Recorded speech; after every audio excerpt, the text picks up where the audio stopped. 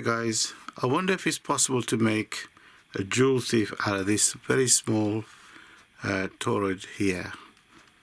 So it's very, very small indeed. Let's measure it. It's about 5 or 6 thereabouts. So it's very, very small indeed. So I wonder if it will work as a Joule Thief. I'm going to try it.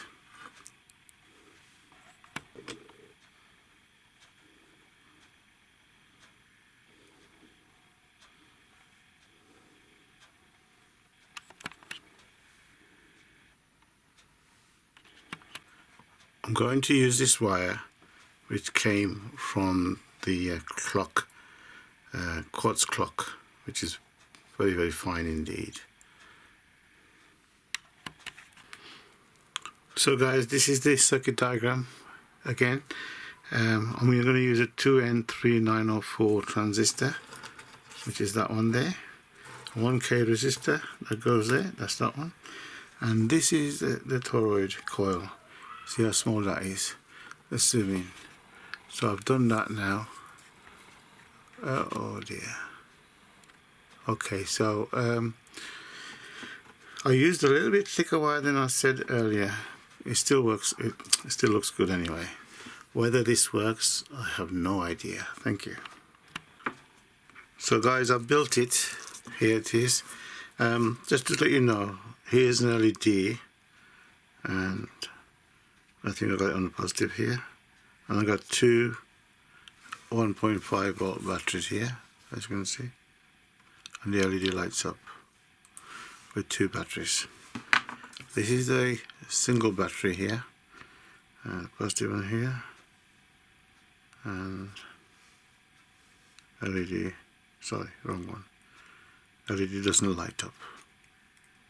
Okay, so that's not lighting up. But when I take this one now with that toroid coil, a small tiny toroid coil, it works. The LED works. Okay, so I'm going to just show you. Because I know this is positive, this is negative, and there it is. Mounted on a stick. I'm just amazed that you can have a small thing like that and it still works. That's what's amazing me. So guys, this is the finished product, and as you can see, it's all sellotape down here. Okay, and I've just sellotaped the battery here as well, and I put these magnets here, so I put a magnet on there. That works nicely.